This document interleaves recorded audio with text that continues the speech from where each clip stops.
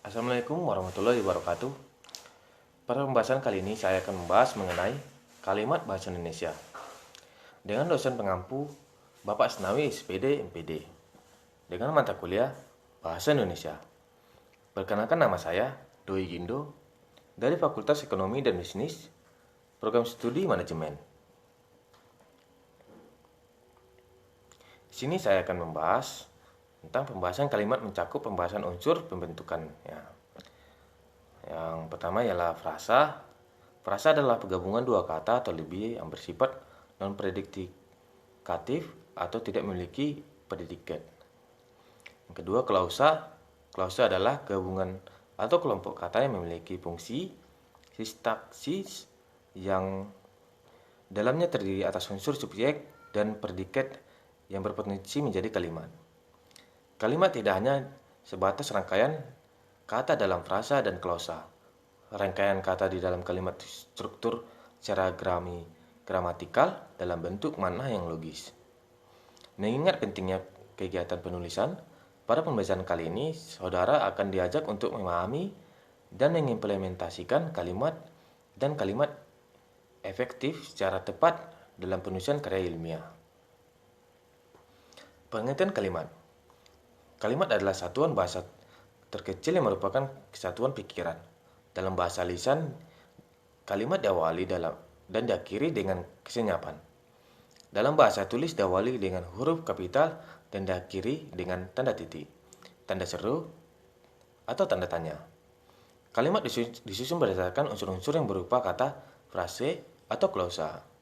Jika disusun berdasarkan pengertian di atas, unsur-unsur tersebut mempunyai fungsi dan pengertian tertentu yang disebut bagian kalimat, atau bagian kalimat yang tidak dapat dihilangkan disebut inti kalimat, subjek, atau predikat. Sedangkan bagian yang dapat dihilangkan bukan unsur inti kalimat atau objek keterangan dan pelengkap. Bagian inti dapat membentuk kalimat dasar dan bagian bukan inti dapat membentuk kalimat luas. Ciri-ciri kalimat.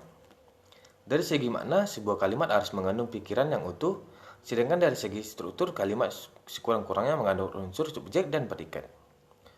Unsur-unsur yang berupa subjek predikat posisinya dapat dipertukarkan menjadi predikat subjek. Subjek dapat diketahui dari jawaban atas pertanyaan apa atau siapa. Sedangkan predikat dapat diketahui dari jawaban atas pertanyaan bagaimana atau mengapa. Selanjutnya, bagian-bagian kalimat.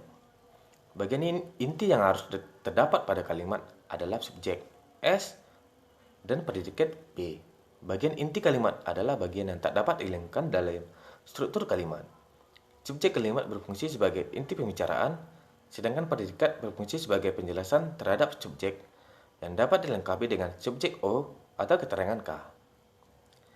Seperti contoh di bawah ini, kami merayakan hari ulang tahunnya kemarin. Kami S merayakan P hari ulang tahunnya O kemarin K. Jenis kalimat. Yang pertama ialah kalimat tunggal. Kalimatnya memiliki satu pola atau klausa yang terdiri dari subjek dan satu predikat.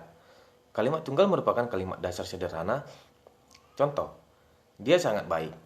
Dia merupakan subjek dan sangat baik adalah predikat. Yang kedua, kalimat majemuk setara. Kalimat majemuk setara adalah kalimat majemuk yang terbentuk dari penggabungan beberapa kalimat tunggal yang setara kedudukannya dan menyatakan peristiwa yang terjadi secara berturut-turut atau dalam waktunya bersamaan. Yang ketiga, kalimat majemuk bertingkat. Kalimat majemuk bertingkat adalah kalimat berbentuk dari sebuah kalimat tunggal yang salah satu bagiannya mengalami perluasan atau pergantian dengan kalimat lain. Berhubungan bagian kalimat yang satu dengan bagian kalimat yang lainnya dalam satu struktur kalimat majemuk tidak sama atau bertingkat. Bagian yang lebih tinggi kedudukannya disebut induk kalimat atau klausa utama, sedangkan bagian lebih rendah kedudukannya disebut anak kalimat atau klausa semata. Selanjutnya, kalimat efektif. Kalimat efektif adalah kalimat yang terdapat mengungkapkan gagasan sesuai dengan yang diharapkan oleh si penulis atau si pembicara. Artinya, kalimat yang dipilih penulis atau pembicara harus dapat digunakan untuk mengungkapkan gagasan, maksud atau informasi kepada orang lain secara luas sehingga gagasan itu dipahami secara sama oleh pembaca atau pendengar. Ciri-ciri kalimat efektif. Kalimat efektif tidak berarti bahwa wujud kalimatnya harus pendek-pendek. Tetapi yang dipentingkan adalah kesamaan informasi. Bisa jadi kalimatnya pendek, tetapi membingungkan orang, dan bisa jadi kalimatnya panjang, tetapi informasinya mudah dipahami. Untuk itulah kalimat efektif harus bercirikan kelugasan, ketepatan, dan kejelasan yang disampaikan ciri yang lain. Seperti kehematan dan bersejarah. Kepaduan atau koherensi dalam kalimat. Kepaduan atau koherensi dalam kalimat efektif adalah hubungan timbal balik atau dua arah di antara kata atau frasa dengan jelas, benar, dan logis. Hubungan timbal balik terjadi antar kata dalam frasa satu unsur atau antar frasa dalam antar fungsi dalam kalimat. Hubungan antar fungsi ini dapat menimbulkan kacauan makna gramatikal kalimat.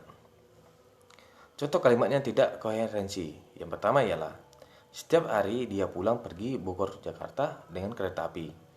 Yang kedua, oleh panitia seminar makalah itu dimasukkan ke dalam antologi.